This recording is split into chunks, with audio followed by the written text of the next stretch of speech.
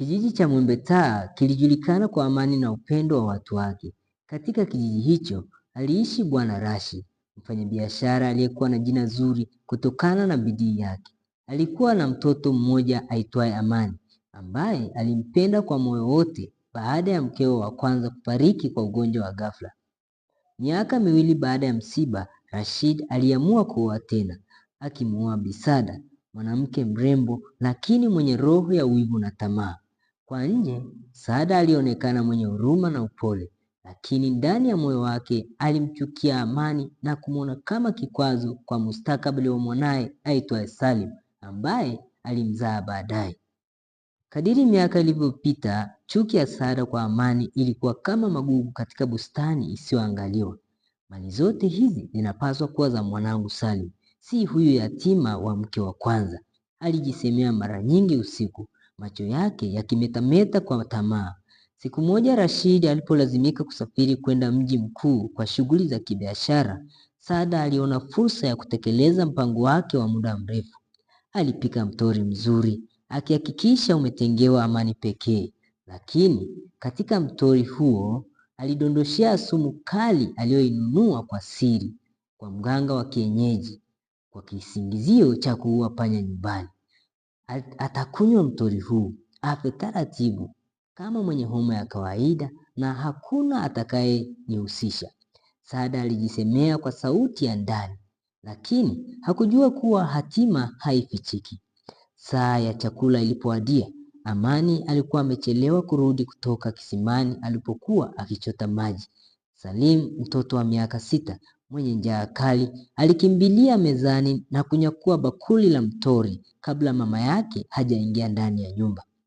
Mara tu baada ya kumeza vijiko kadhaa, Salim alianza kuugulia kwa maumivu makali ya tumbo, akipiga kelele na kuanguka chini. Kelele za Salim zilimshtua Saada, ambaye alikuwa nje katika baraza akiosha vyombo pale barazani. Hivyo aliingiwa na hofu na kuingia ndani ya nyumba mara moja. Bila kuamini macho yake, Saada alimkuta Salim akiwa ameanguka sakafuni huku akilalamika kwa maumivu makali ya tumbo. Saada alihaha kwa hofu huku akijua kosa lake kubwa. Wanakijiji walikusanyika haraka baada ya kusikia makelele.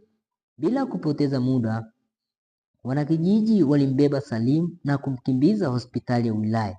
Madaktari walimchunguza kwa haraka, wakachukua vipimo, lakini ilikuwa tayari imechelewa. Daktari mkuu alitoka akiwa na uso wa huzuni na kuambia, "Samahani sana, mtoto amefariki dunia." Vipimo vinaonyesha alikunywa sumu kali iliyokatakata utumbo wake. Wakati huo huo, baadhi ya wanakijiji walimshuku Saada kutokana na tabia zake za zamani. Walimkamata na kumpeleka moja kwa moja kituo cha polisi. Polisi walimhoji na baada ya ushahidi kukusanywa, alikiri kutaka kumuua Amani, lakini bahati mbaya mpango wake ulimrudia kwa mwanawe mwenyewe. Hatimaye Saada alifikishwa mahakamani na kuhukumiwa kifungo kirefu gerezani.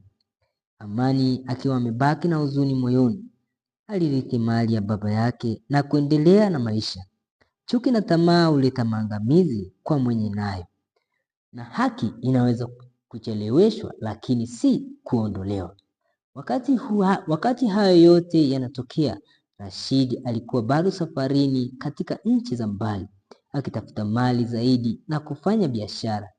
Habari za msiba wa mwanawe Salim na kifungo cha mke wake Saada zilimfikia kupitia msafiri mmoja aliyekuwa akitokea kijiji chao.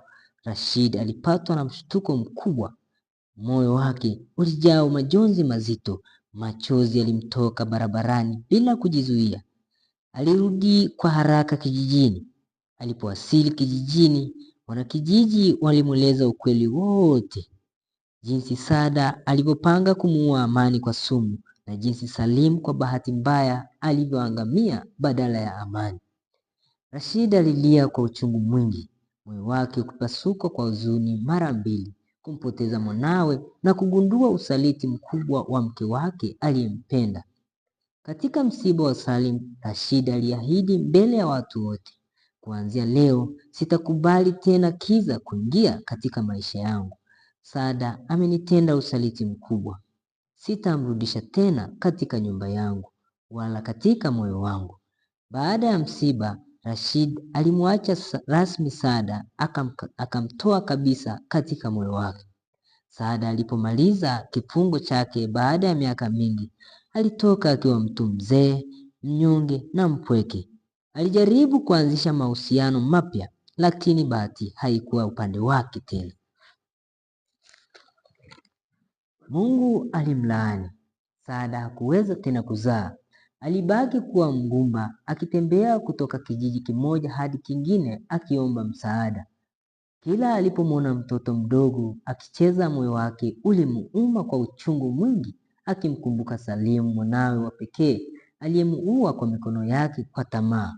Siku moja alipokaa chini ya mti mkavu, machozi yakimtoka, alilia na kusema, Mungu, kwa nini nilikosa busara?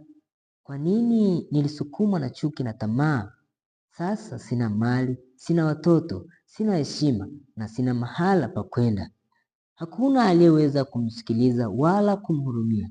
Wanakijiji walimchukulia kama funzo la kudumu kwamba tamaa ni shimo la maangamizi, anayeichimba huangukia mwenyewe. Kwa upande mwingine, Rashid baada ya muda alikutana na mwanamke mwingine mcha Mungu, mwenye huruma na tabia njema aitwaye Zainab.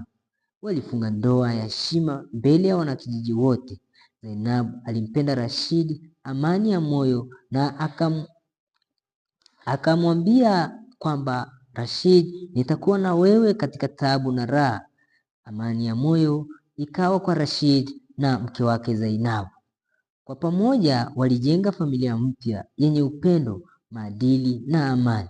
Rashid alipata tena watoto wengine kupitia ndoa hiyo mpya na akaishi maisha mengine furaha hadi alipofariki kwa amani akiwa mzee sana. Amani akaendeleza mali ya baba yake kwa hekima kubwa, na kijiji cha Mwembetaa kilimkumbuka siku zote na kilikumbuka hadithi hiyo kama onyo kali kwa watu wote wenye tamaa mbaya. Moyo wa tamaa huzaa chuki, chuki huzaa mauti.